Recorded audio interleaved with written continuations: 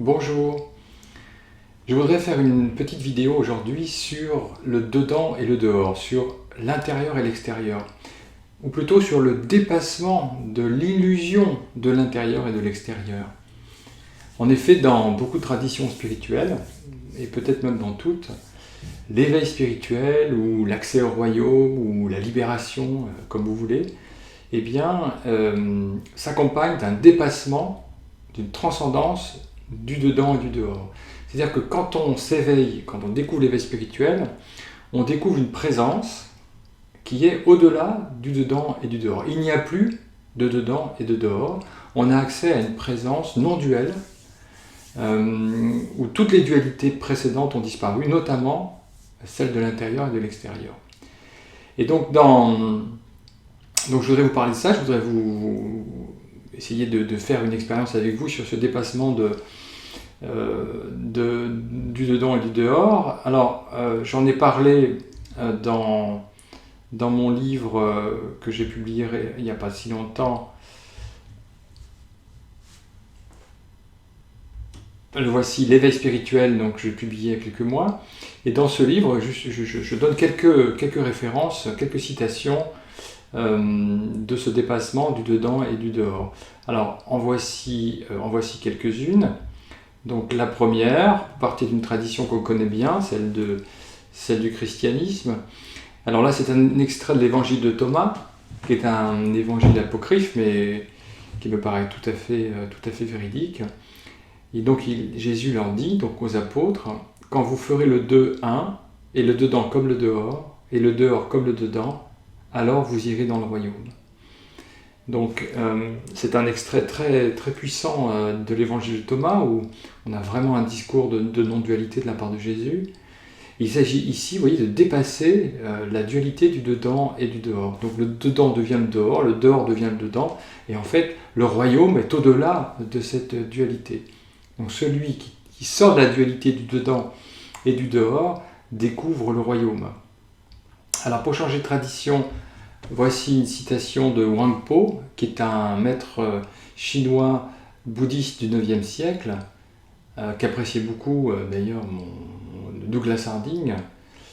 Donc voici ce que dit Huang Po: « Le grand renoncement consiste à rejeter totalement les notions d'intérieur et d'extérieur, jusqu'à être comme l'espace vide où il n'y a rien à quoi s'attacher par appropriation. » Donc ici encore, on voit bien que le dépassement de l'intérieur et de l'extérieur nous conduit à l'expérience du grand renoncement, à l'expérience de l'éveil. Cela nous amène à vivre la présence comme un espace vide où tout apparaît. Alors cette présence que nous sommes, Huang Po l'appelle l'esprit ou la nature de Bouddha. Et en tout cas, vous voyez qu'elle se découvre en dépassant l'intérieur et l'extérieur. Une autre citation du bouddhisme, d'un grand maître tibétain, Chapkar, que j'aime beaucoup, qui est un maître du Dzogchen. Donc le Dzogchen, c'est aussi une voie extrêmement directe. Voici ce que dit Chapkar: « Ne trouvant pas de différence entre intérieur et extérieur, vous arrivez au savoir aussi vaste que le ciel. » Magnifique. Alors évidemment, ce savoir dont parle Chapkar, ce n'est pas un savoir conceptuel, ce n'est pas un savoir mental, c'est un savoir d'expérience. C'est faire l'expérience de l'éveil, découvrir que ce que nous sommes vraiment est aussi vaste que le ciel, au-delà de l'intérieur et de l'extérieur. Donc voilà, ici on a eu une citation du christianisme, deux citations du bouddhisme tibétain et zen. Voici une citation de l'islam, du soufisme, de Kabir, qui était musulman et hindou. En fait, il était même au-delà des deux. Il avait trouvé en lui ce qui est au-delà de toute confession et de toute forme religieuse. Donc voici ce qu'écrit Kabir: « Le dehors et le dedans sont devenus pour moi un seul ciel. L'infini et le fini se sont unis. » Ça aussi c'est magnifique. C'est magnifique, et on a l'impression d'ailleurs de lire Chapkar ou Huang Po. Voilà, donc quand on dépasse la dualité illusoire du dedans et du dehors, on découvre sa vraie nature qui est un seul ciel, qui est une présence, une conscience vaste comme le ciel. Voilà, et une citation d'un maître, un enseignant contemporain, disons du XXe siècle, que j'aime beaucoup, Jean Klein. Vous parlez d'objets extérieurs, dit-il, il n'y a pas d'objet extérieur, il n'y a rien d'extérieur. Donc là, vous voyez aussi que en dépassant la notion, l'illusion de l'extériorité, eh bien, on peut découvrir sa vraie nature, la présence, voilà, la présence non duelle.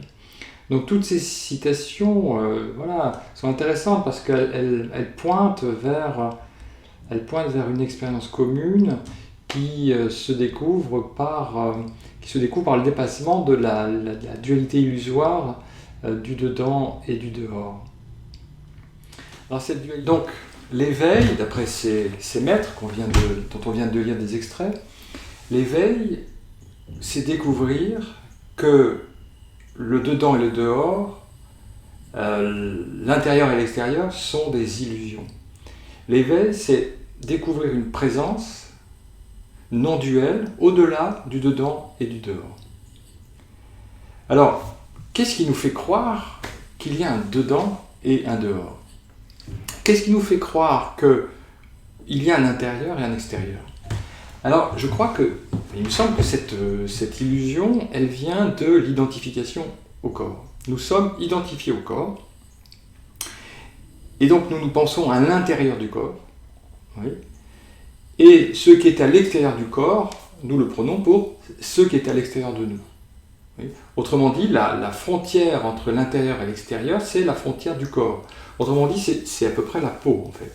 Oui. On pense être dans le corps, et donc tout ce qui n'est pas dans le corps, eh bien, est à l'extérieur de nous, est pensé être à l'extérieur de nous. Oui, par exemple, ce téléphone, eh bien, il est à l'extérieur de mon corps, oui, il est posé sur ma main, donc je considère qu'il est à l'extérieur de moi.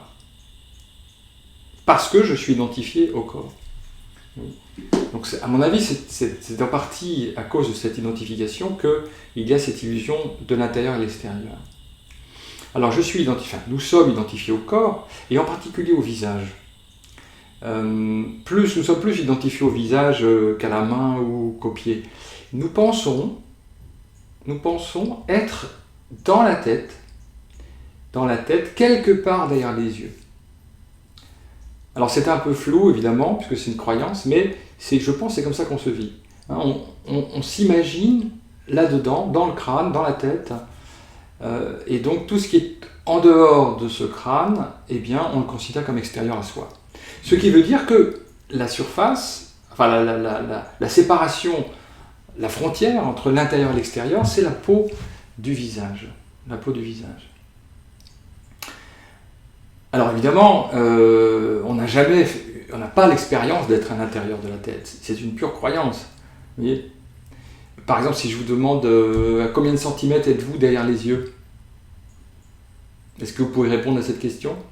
Vous êtes quoi? Plutôt 2 cm et demi, ou 3, ou 4, ou 10, ou 1? Vous ne pouvez pas répondre à cette question. Vous pouvez par l'imagination, mais c'est pas votre expérience. Et si vous êtes à l'intérieur de la tête, c'est comment dedans? C'est sombre? C'est gluant, comme le cerveau? C'est humide? Donc, ce sont des questions qui ne peuvent pas être... auxquelles on ne peut pas répondre, parce que c'est une pure croyance, en fait. Oui.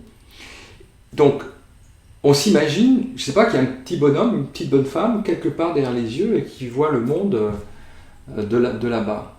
Et donc, qui voit le monde à l'extérieur. Par conséquent, pour faire tomber l'illusion de l'intérieur et de l'extérieur, il suffit de voir qu'il n'y a pas de frontière, en fait, entre ce qui perçoit et ce qui est perçu. Il suffit de voir qu'en fait, tout ce qui est perçu apparaît au cœur de ce qui perçoit. Oui. Donc pour cela, je vais vous proposer un petit exercice pour essayer de vraiment voir que il n'y a pas une telle frontière entre l'intérieur et l'extérieur au niveau du visage. Déjà, premièrement, vous constatez que, en fait, vous ne me voyez pas vous ne voyez pas cet écran à partir d'une tête, mais vous voyez à partir d'un espace. vide, un espace transparent. Vous voyez? Là, avec les gestes, hein, je pointe vers cette ouverture. Là, il y a une ouverture, une clarté. Vous ne me regardez pas à partir d'une boule de chair, une boule de viande dans laquelle vous seriez enfermé, on ne sait trop comment. Vous me regardez à partir d'une conscience, à partir d'une ouverture. Non pas à partir d'une chose, mais à partir d'une non-chose. D'une non-chose très vaste, transparente, très claire. Bon. Alors ensuite, je vous propose l'exercice suivant. Donc, mettez vos mains comme ça devant vous, à peu près 1 mètre. Alors, là, entre les 2 mains, vous voyez un espace vide, à peu près 20 cm, 30 cm. C'est vraiment vide entre ces 2 mains. Très bien. Alors, vous allez maintenant rapprocher cet espace vide de vous. Donc, vous rapprochez les mains de vous, et vous voyez que l'espace vide s'agrandit de plus en plus. Il y a de plus en plus de choses entre vos 2 mains. Maintenant, faites disparaître vos 2 mains complètement, jusqu'à ce que vous deveniez l'espace. Est-ce qu'en ce moment, vous pouvez dire s'il y a encore une frontière entre l'intérieur et l'extérieur? Maintenant, faites réapparaître vos mains dans l'espace. Et vous voyez que maintenant, l'espace, il n'est plus simplement entre vos 2 mains, l'espace est partout. Et les 2 mains apparaissent dans l'espace. Donc, est-ce que cet exercice qui vous ramène à l'espace, est-ce que cet exercice ne vous montre pas que, en ce moment, vous voyez le monde à partir d'une grande ouverture? Et maintenant, si vous avez bien pris conscience de cette ouverture, est-ce que vous pouvez trouver une frontière entre le dedans et le dehors? Oui. Alors maintenant, on va chercher la frontière. Donc, allez-y, ramenez vos mains là au niveau de l'espace. Voilà. Est-ce que vous trouvez une frontière? Est-ce que vous pouvez dire, bah alors là, là c'est l'intérieur et là c'est l'extérieur? Ou alors rapprochez. Est-ce que vous pouvez dire, bah là c'est l'intérieur et là c'est l'extérieur? Est-ce que vraiment vous pouvez trouver une telle frontière? Est-ce qu'il n'y a pas une continuité en fait? Est-ce que le monde n'apparaît pas au cœur de cette présence? Sans intérieur, sans extérieur. Moi, dans mon expérience, je vous dis ce que je vis, dans mon expérience, je ne peux absolument pas trouver de frontière entre quelque chose qui serait là à l'intérieur et le monde qui serait à l'extérieur. Il n'y a pas de frontière parce qu'il n'y a rien qui regarde. Et là, en ce moment, il n'y a rien qui me regarde non plus. Il y a une pure ouverture. Voilà, donc cet exercice, pour moi, il est très, très efficace, très parlant, parce que quand je constate que je ne peux pas trouver de frontière entre l'intérieur et l'extérieur, alors je me retrouve, comme dit Jésus, dans le royaume. Je me retrouve dans cette présence, dans une présence non duelle, où il n'y a pas d'un côté un intérieur et de l'autre un extérieur, il n'y a plus de frontières, il n'y a plus d'intérieur, plus d'extérieur, plus de dedans, plus de dehors, mais une unité de présence. Voilà. Voilà, maintenant je vais vous montrer ce que je vois de mon point de vue, à partir de qui je suis vraiment, à partir de l'ouverture. Déjà, vous découvrez que, vous voyez, l'ouverture se trouve ici, pour moi, dans cette direction, et elle se trouve aussi pour vous dans cette direction. C'est dans la direction qu'indique mon doigt, voilà, il n'y a rien, il n'y a pas d'observateur, c'est vraiment clair sur la vidéo, il n'y a pas d'observateur. Et si maintenant j'essaie de voir qu'il n'y a pas d'intérieur et d'extérieur, je refais l'exercice de tout à l'heure, vous voyez, donc je prends un espace entre mes 2 mains, donc là il y a un petit espace de 20 cm, voilà. Et si je le rapproche de qui je suis, eh bien en fait l'espace s'agrandit, et maintenant il y a un ensemble du canapé, je continue encore, et les mains disparaissent, et je deviens l'ouverture, je deviens cet espace.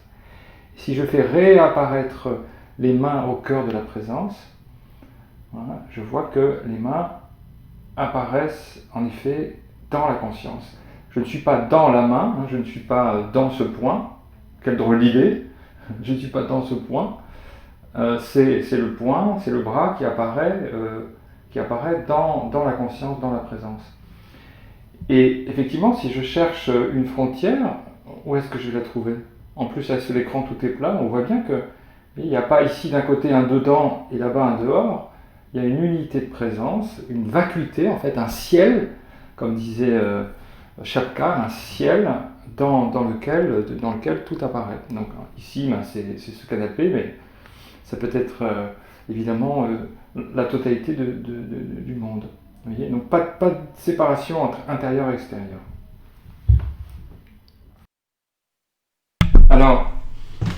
Alors ce qu'on vient de voir pour la vue, c'est-à-dire on vient de voir que les formes et les couleurs apparaissent au cœur de la présence, qu'il n'y a pas de séparation entre la conscience et les formes et les couleurs, eh bien c'est aussi quelque chose qui est vrai pour tous les autres sens.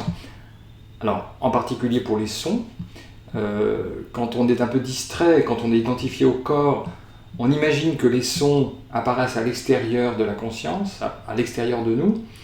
On imagine qu'on entend le bruit de la voiture à 200 mètres dans la rue, le son de l'oiseau à 10 mètres dans le jardin, le son du téléphone à quelques mètres dans la pièce. Donc on imagine que les sons sont à l'extérieur de nous. Mais en fait, les sons apparaissent au cœur de la conscience. Il n'y a pas de séparation entre la conscience et les sons. Et ça, c'est quelque chose dont on peut se rendre compte tout simplement en prêtant attention. Hein. On ferme les yeux et voilà, on prête attention aux sons. Et les sons apparaissent au cœur du silence, au cœur de la conscience, à 0 cm de la conscience, sans aucune distance. D'ailleurs, je vous renvoie à une vidéo que j'ai faite sur la distance et à une vidéo que j'ai faite aussi sur l'éveil par les sons. Donc tous les sons apparaissent à 0 cm au cœur de la présence. C'est vrai aussi pour les sensations. Je vous invite à faire cette expérience. Si vous appuyez sur la peau de votre main, sans vous faire mal, hein, voilà, vous faites apparaître une sensation. Bon. Alors, si on est distrait, on peut penser que la sensation apparaît à 20 cm de soi, puisqu'elle apparaît, enfin la main est à 20 cm du visage. Mais en réalité, est-ce que vous trouvez une distance entre la sensation et la conscience? Est-ce que vous trouvez une séparation entre la présence que vous êtes et la sensation? Est-ce que vous trouvez une séparation qui donc me laisserait la sensation à l'extérieur de vous? Si vous fermez les yeux, par exemple, là, vous pouvez prendre conscience que la sensation et la conscience ne sont pas séparées. Il n'y a pas un dedans et un dehors. Il y a une unité de présence, une unité de conscience. La conscience est la sensation. Donc c'est vrai pour la vue, les formes, les couleurs, c'est vrai pour les sons, c'est vrai pour les sensations, c'est vrai aussi pour le goût, c'est vrai aussi pour les odeurs qui apparaissent en fait au sein de la conscience, dans l'unité de la conscience. Voilà. Donc, j'espère que ce petit exercice, cette petite vidéo vous aura permis de réaliser que en fait, il n'y a vraiment pas d'intérieur et d'extérieur, vraiment pas de dedans et de dehors. Hein. Réalisez simplement que voilà, c'est vide ici. Hein. La vision se fait à partir d'un grand espace clair, sans couleur, sans forme, sans âge, transparent. Voyez. Et que vous ne pouvez pas trouver de frontières entre le dedans et le dehors. Vous n'avez absolument aucun moyen de maintenir le monde à distance, de vous séparer des autres, de les laisser hors de vous. Et du coup, quand on réalise cette non-dualité entre l'intérieur et l'extérieur, eh bien c'est une expérience bouleversante parce que tout apparaît à 0 cm de soi. Il n'y a plus du tout de séparation entre la présence et le monde, plus du tout de séparation entre la présence et les autres. Et donc le monde arrive dans cette vacuité, quoi. Il y a un accueil absolu de tout ce qui est et qui nous remplit de plénitude, de joie et d'amour. Voilà, donc sortir de la séparation dehors-dedans, c'est être dans l'unité de toute chose. C'est être dans un cœur ouvert qui embrasse toute chose. Et donc ça a des répercussions fortes, énormes même, sur le désir, sur l'affect, sur l'amour. Voilà, donc il suffit simplement de constater qu'il n'y a pas, il n'y a pas de limite entre l'intérieur et l'extérieur. Là, visuellement, pour moi, c'est très net. Voilà, j'espère que ça l'est un peu plus pour vous aussi, et à très bientôt.